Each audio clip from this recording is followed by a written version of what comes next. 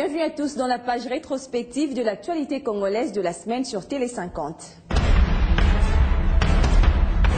Le début de la semaine a été marqué par la rencontre de la Troïka politico-économique de la RDC. Les participants avaient évoqué la mise en circulation prochaine des billets à valeur faciale élevée et le projet du budget 2012. L'actualité en début de semaine, c'était également la réunion des institutions diplomatiques des sécurités RDC-Rwanda à Kinshasa. Les délégués de deux pays ont rendu compte au chef de l'État, Joseph Kabila, avant la lecture en fin de journée du communiqué final. Toujours en début de semaine, les députés nationaux avaient retrouvé le chemin du Palais du Peuple pour la session parlementaire extraordinaire consacrée au budget. Suivez.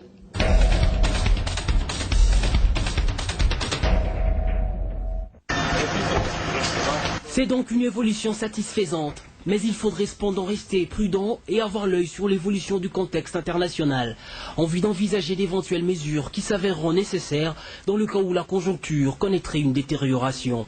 Cette rencontre de la Troïka politico-économique de la RDC a examiné au même moment les mesures d'encadrement de la prochaine mise en circulation des coupures à valeur faciale élevée. Nous constatons que la situation reste stable, ce qui est d'ailleurs confirmé par la décision prise le vendredi 15 juin dernier par le comité des politiques monétaires au niveau de la Banque centrale, qui a ramené le taux directeur de la Banque centrale. C'est le taux auquel la Banque centrale prête aux autres banques, de 12,75 à 9,5%. Ensemble, les quatre personnalités qui dirigent cette instance sont notamment le Premier ministre, le vice-premier ministre et ministre du Budget, le ministre délégué aux Finances et le gouverneur de la Banque centrale du Congo ont rassuré la population sur la prétendue disparition de petites coupures. La Banque centrale confirme que les petites coupures ne vont pas disparaître. Les coupures de 50 francs, de 100 francs, de 200 francs, qui seront d'ailleurs transformées en pièces métalliques au cours des années à venir, peut-être à partir de l'année prochaine. Au regard de ce qui précède, Jean-Claude Massangou a donné des explications en rapport avec l'émission de ces coupures qui, selon lui, est adaptée aux besoins économiques. Nous allons y aller progressivement, petit à petit, de façon à apaiser la population. Et ces émissions seront accompagnées d'une destruction de monnaie impropre à la circulation, à hauteur de 17 milliards. Chaque début de semaine, les Congolais seront fixés sur la situation économique de la RDC. Toutefois, la population, elle, attend plus que de mesures d'encadrement. Elle espère voir son quotidien s'améliorer.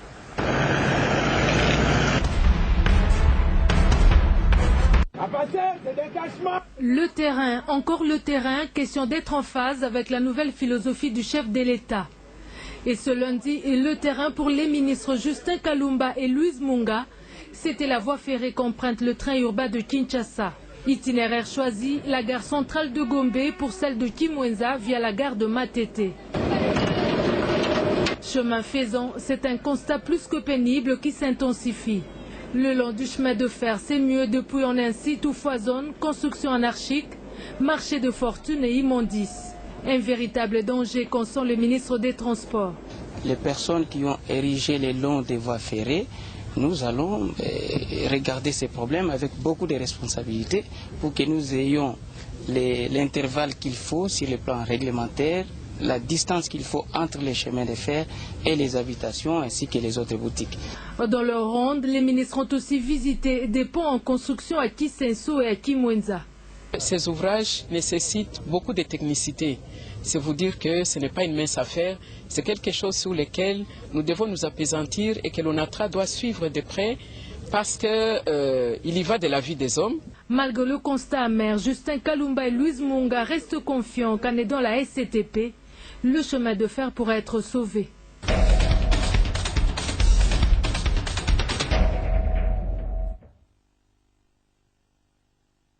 La RDC et le Rwanda sont décidés à aplanir leurs divergences en ce qui concerne la sécurité dans l'Est et dans la sous-région. Les institutions diplomatiques de sécurité des deux pays se concertent à Kinshasa pour stabiliser la situation. Et ce mardi, les ministres des Affaires étrangères des deux pays ainsi que leurs délégations sont allés rendre compte au président congolais Joseph Kabila. Le président Kabila nous a reçus tout à l'heure pour qu'on lui fasse compte. L'opinion doit comprendre que d'abord le Rwanda est un pays qui a longtemps et profondément travaillé à la stabilité de cette région.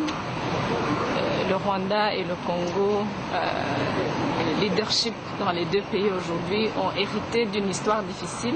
Après les efforts que les deux pays ont déployés, il n'y a pas un problème qui serait impossible pour nos deux pays à régler. Le Rwanda, rappelons-le, a été cité dans la situation qui secoue l'Est avec notamment son soutien aux groupes armés. Une implication que ce pays voisin ne reconnaît pas officiellement. Cette nouvelle concertation pourra sans doute mettre fin à cette relation en dents de scie et ramener la paix dans la sous-région.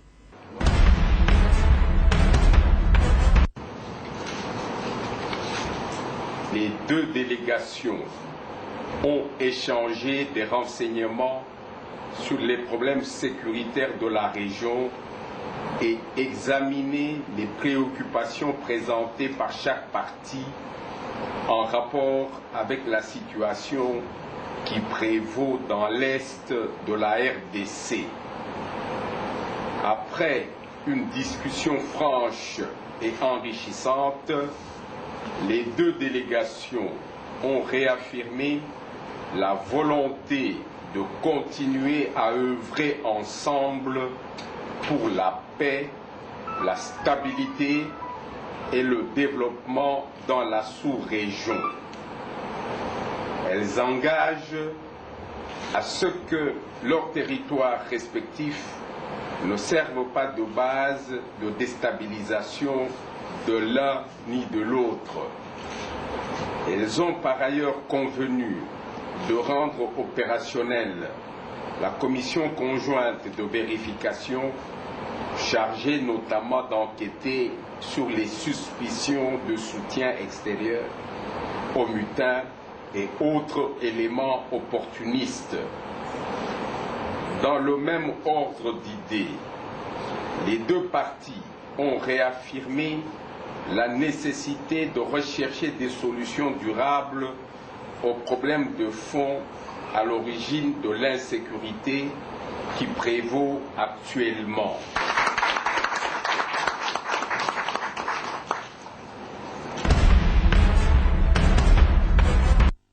Les perspectives économiques de l'Afrique subsaharienne, la crise économique dans la zone euro, voilà les questions qui ont fait le clou des échanges pour essayer de dégager les solutions permettant à la RDC de contourner les effets de cette crise à l'échelle mondiale.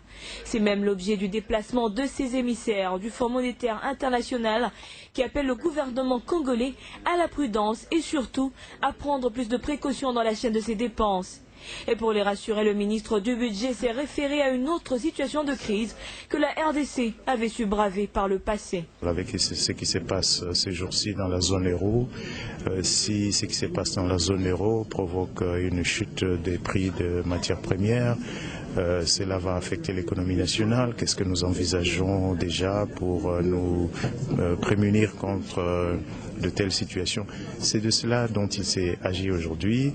Qu'est-ce que nous envisageons de faire pour conforter la situation budgétaire de notre économie? Qu'est-ce que nous envisageons de faire pour améliorer l'efficacité de la politique monétaire? Dans la crise, le secteur social est vulnérable et pour l'épargner, le gouvernement envisage notamment le resserrement de la politique monétaire et budgétaire pour maintenir la santé économique actuelle du pays, jugée bonne et mettre fin à l'insécurité qui perdure dans certaines zones, menaçant à coup sûr la stabilité macroéconomique du pays. L'ascenseur est où?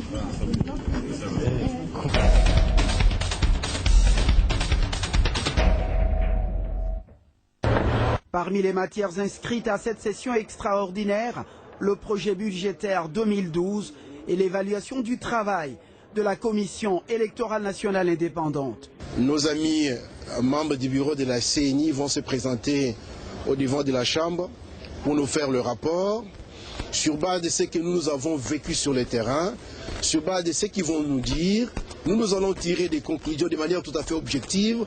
Le travail doit se faire de manière objective sans pouvoir chercher à protéger les intérêts mafieux.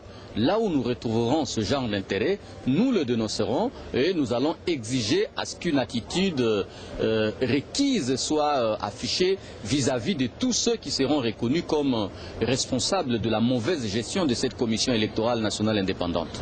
Autre chose, la situation sécuritaire dans l'est du pays. Elle demeure préoccupante pour l'Assemblée nationale et le moment est bien choisi par le président Obé Minakou de tenir un discours ferme qui dénonce le plan de balkanisation de la République. En dépit des tentatives bellicistes observées à l'est de notre pays, plus particulièrement dans le nord Kivu, le peuple congolais a su demeurer debout et digne.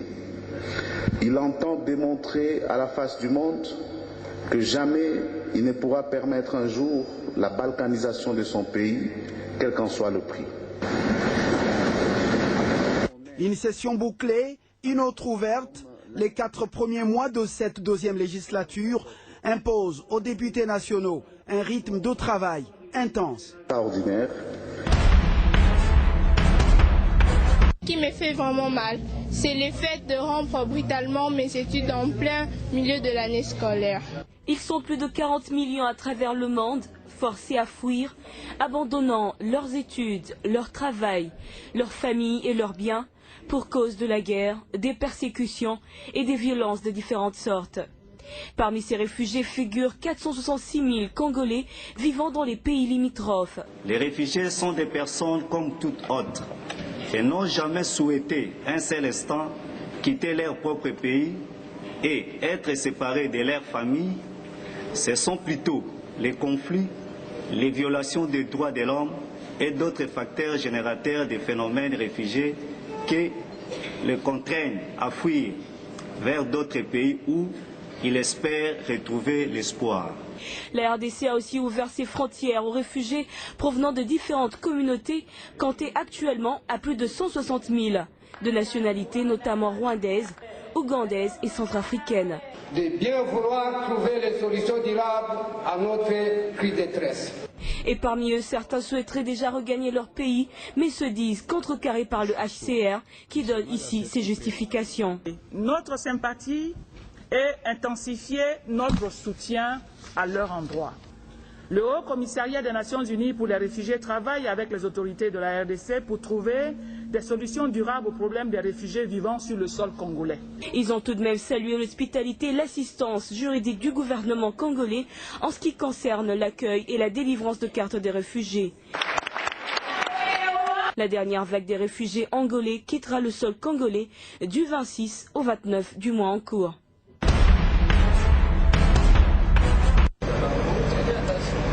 Il était question pour Richard Mouyège de rappeler aux participants la volonté du chef de l'État d'asseoir un État de droit démocratique et de promouvoir la bonne gouvernance à initier la réforme du système de sécurité et de la police. Une réforme axée sur la finalisation du cadre légal et réglementaire, la budgétisation des projets de la réforme et l'accélération de sa mise en œuvre. Une étape cruciale dans le processus de la réforme a été franchie avec la promulgation par le président de la République de la loi organique numéro 11/013 du 11 août 2011. Cette loi permet de poser le socle d'une future police nationale congolaise qui est un service public, civil, accessible et à l'écoute de la population. Quant à la deuxième priorité, cette action prendra en compte les paramètres favorisant l'amélioration des conditions sociales et professionnelles du policier. La budgétisation de la réforme de la police permettra de garantir la durabilité et la pérennité des acquis déjà enregistrés. Le ministre de l'Intérieur a par ailleurs lancé un appel à tous les acteurs impliqués dans ce processus afin de poursuivre l'appui de la réforme de la police en vue de doter la RDC d'une police républicaine, professionnelle et moderne. La deuxième partie de cette semaine a été marquée par la visite du ministre d'État canadien à Kinshasa pour évaluer les préparatifs du 14e sommet de la francophonie, le lancement du projet École et langue nationale par le ministre de l'Enseignement primaire, secondaire et professionnel.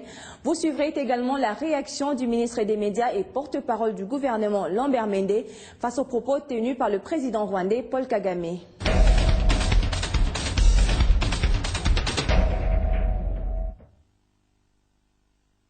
Visite peu ordinaire ce jeudi au siège du Comité national d'organisation du 14e sommet de la francophonie. Bernard Valcourt, ministre d'État canadien à l'Agence de promotion économique atlantique et à la francophonie, tête d'une délégation canadienne, est venu se rendre compte de l'état d'avancement des préparatifs du sommet de Kinshasa. Je suis content de m'apercevoir que ça va très bien, que les progrès sont notables et qu'on devrait être prêt pour la tenue du sommet dès octobre. D'abord, c'est cet entretien avec le commissaire général à l'organisation du 14e sommet. Après avoir balayé de manière générale tout ce qui est fait, la délégation canadienne s'est intéressée à comment tout se prépare. Et pour cela, la délégation a conféré avec le comité exécutif de l'organisation du sommet de Kinshasa. Il est important pour le Canada de poursuivre son dialogue avec les Congolais à travers leur gouvernement, à travers la société civile et toutes ces institutions, pour s'assurer justement que nous portions ces valeurs-là partout à la face du monde et que lors du sommet qui va être tenu ici à Kinshasa, que la francophonie internationale puisse dire haut et fort qu'elle promouvoit ces principes-là. Kinshasa et Ottawa sont donc ensemble pour la réussite du sommet qui aura lieu en octobre prochain. C'est donc sans bémol et donc sur une note de satisfaction que la délégation du Canada est repartie. Les préparatifs, eux, sont déjà au point de non-retour.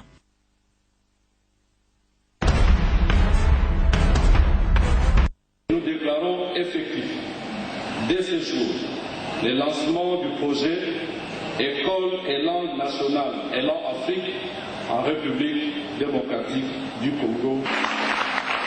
L'enseignement bilingue en langue nationale et en français au primaire est un projet qui permettra non seulement une meilleure acquisition des connaissances de base et donc favoriser la maîtrise de la seconde langue, mais également l'enracinement des valeurs congolaises et l'ouverture au monde. Au niveau de l'éducation de base du primaire, pour la première, la deuxième, la troisième et la quatrième, certaines leçons puissent se donner vraiment en langue nationale. Et là, le français sera considéré comme une discipline, comme toutes les autres disciplines botaniques et autres. Mais quand on passe maintenant en cinquième et sixième, c'est à ce niveau-là qu'on renverse. Les langues nationales deviennent des disciplines. Un projet qui rencontre la vision de la francophonie qui promeut la diversité linguistique et culturelle. Nous sommes en francophonie, mais là on est en train de soutenir la promotion de langue nationale. C'est pour permettre effectivement le dialogue entre les cultures, mais aussi éviter l'appauvrissement et le nivellement de l'intelligence locale. Et ça facilite quand même à l'enfant de bien étudier lorsqu'il commence par langue du milieu ou maternelle, soit nationale. Parce qu'on apprend langue tant nationale que française, s'il vous plaît, et pour que l'enfant puisse se développer. L'enseignement bilingue est une initiative de 8 pays d'Afrique subsaharienne francophone et de 4 institutions dont l'Organisation internationale de la francophonie.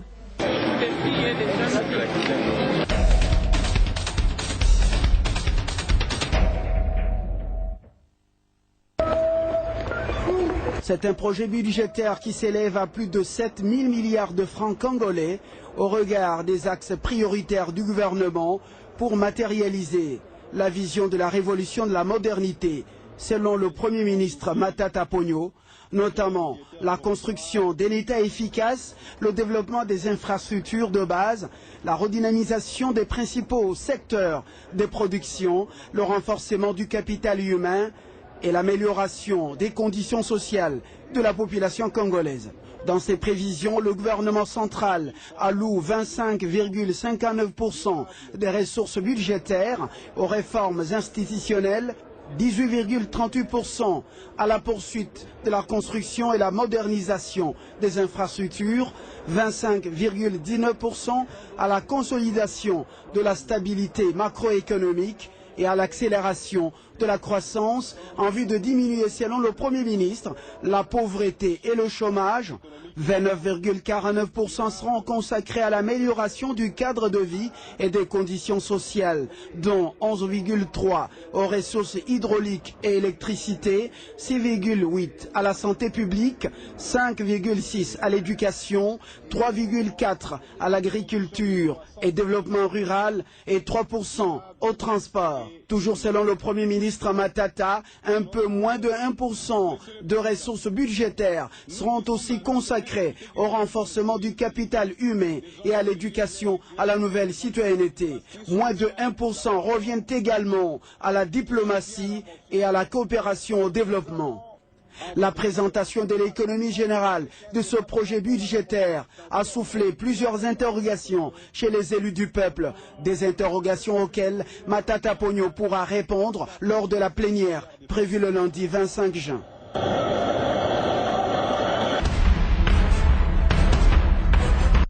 Le gouvernement de la RDC attend la position officielle du Rwanda sur les événements dans l'est du pays. C'est la réaction de Kinshasa à travers son porte-parole Lambert Mende Omalanga, ministre des Médias. Le ministre s'exprimait jeudi au lendemain des déclarations du président rwandais Paul Kagame qui affirmait que la mutinerie du M23 est une affaire congolo-congolaise et qu'il avait été contacté par la communauté internationale pour déstabiliser les institutions en place en RDC. Ce qui remet aussi sur la table la thèse du complot international de la part de l'Occident. La thèse du complot est avérée, cela fait des années que nous en parlons et je pense que les propos du président Paul Kagame confirment ce que nous tous nous savions et ce qu'on faisait semblant d'ignorer parce que ça n'arrangeait pas les auteurs justement de ce complot international. C'est vis-à-vis de notre peuple que la leçon doit porter parce qu'il y avait des gens incrédules qui n'ont jamais cru que ceux qui nous ont amené la civilisation, entre guillemets, pouvaient comploter contre nous. La RDC a aussi saisi le Conseil de sécurité pour appeler le Rwanda à ses obligations internationales et exiger le retrait immédiat et sans condition de ses forces armées qui se dissimuleraient dans les rangs de la rébellion. Mais il est important que nous prenions date. Il est important qu'ils s'assument. Si tant est que le complot est de leurs mains, qu'ils nous disent pourquoi est-ce qu'ils ont besoin que nous soyons morcelés, que nous continuions à être tués. Parce que quand vous complotez dans l'ombre, vous êtes à l'aise. Lorsqu'on vous expose, quelle que soit votre puissance, je pense que vous perdez un peu de votre superbe. Kinshasa attend donc la suite de Kigali, qui avait déjà été saisi des preuves de son implication lors du récent séjour dans la capitale de sa ministre des Affaires étrangères, Louise Mushikiwabo.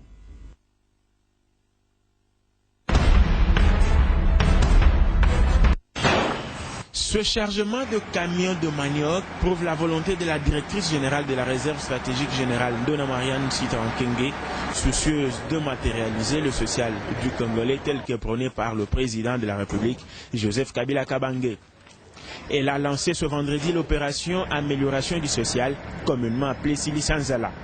Ndona Marianne Sitawankenge a commencé cette opération au profit des agents de la fonction publique qui ont pris à crédit et à un prix très compétitif des sacs de manioc. Très satisfaits, les bénéficiaires ont remercié le chef de l'État et le Premier ministre avant de leur demander de doter la réserve stratégique générale de moyens conséquents afin que cette opération continue, s'élargisse à bien d'autres, vivre de première nécessité à d'autres services de l'État et ce sur toute l'étendue de la République, ce qui du reste est le cheval de bataille d'Ndona Sitawankenge. Je trouve ça très mauvais parce que c'est une bonne initiative. Nous voulons que prochainement, que le président aussi fasse sortir même les riz. C'est une bonne initiative parce qu'il a dit cette année c'est une année sociale. Continuer à boyer, chaque année, mais et continuer à faire comme ça. Alimbate, azar bloc rebelle sous loso, soso, amirape organisation que sous fonctionnaire à l'État. L'engouement était visible autour de plus de 1000 sacs de manioc car certains ont même acheté sur place un sac de manioc pour la famille, 2 sacs pour la belle famille, 3 ou 4 pour tout le monde. Aux uns et aux autres de soutenir la réserve stratégique générale pour plus de réalisations en faveur du peuple congolais.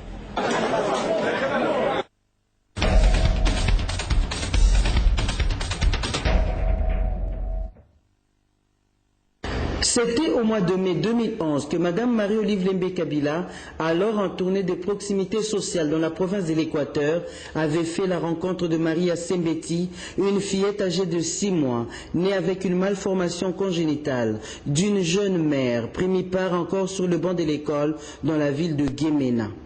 Marie Sembeti en situation alors inespérée devant l'impuissance du corps médical de Guémena, ne pouvant agir par manque de matériel adapté, avait son rectum mal dirigé, l'anus inexistant, ses matières fécales sortaient par voie vaginale, entraînant de lourdes conséquences sur sa vie. Émue de compassion, l'épouse du chef de l'État avait pris l'engagement de transférer cette fillette à Kinshasa pour tenter de la guérir. Arrivée à Kinshasa, l'épouse du chef de l'État remettra la malade au corps médical de la clinique Ngaliema. Aujourd'hui, 13 mois après, la petite Marie a retrouvé ses forces et sa santé grâce au cœur maternel de Marie-Olive Lembe Kabila. Tout étant fait et fini, la première dame, Marie-Olive Lembe Kabila, viendra dans la soirée du vendredi 22 juin 2011 dire au revoir à Maria Sembeti, sa mère, sa grand-mère, avant leur grand retour pour Guémena. Le samedi 23 juin 2012, Maria Sembeti, telle une princesse, en compagnie de ses parents, prend la route de l'aéroport de Njili pour son retour à Guémena.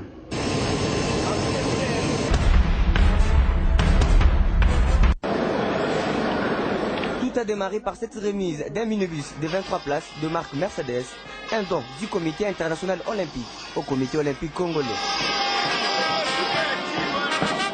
L'heure était alors consacrée à la marche, une marche qui est partie du stade des Martyrs, le boulevard Triomphal, en passant par le rond-point Victoire. Banderole en main, les sportifs congolais venus des différentes fédérations du pays ont véritablement marqué cette journée olympique, leur dédiée. Et comme c'est notre journée réservée aux sportifs dans le monde entier, donc nous devons bien célébrer notre journée. C'est comme ça que tu nous vois nous-mêmes à la tête de la marche, donc ça nous fait du bien. Le signe de la compréhension mutuelle, le sport c'est la paix, nous voulons la paix, nous voulons l'esprit d'équipe. Point de chute, le stade Tata Raphaël, où plusieurs activités sportives ont été organisées, notamment ce match de football entre les Vieilles Gloires, championnes d'Afrique 1974, et l'ambassade de Grande-Bretagne, associée à cette fête, en prévision des Jeux Olympiques Londres 2012. C'est donc avec grand plaisir aujourd'hui que j'ai la chance non seulement de rencontrer l'équipe olympique congolaise, mais aussi d'être témoin de cette exhibition de prouesse sportive congolaise. Le comité olympique congolais en a profité pour présenter aux sportifs l'équipe olympique qui représentera la RDC à cette fête. Voilà, c'est la fin de cette page rétrospective de la semaine. Merci de l'avoir suivi.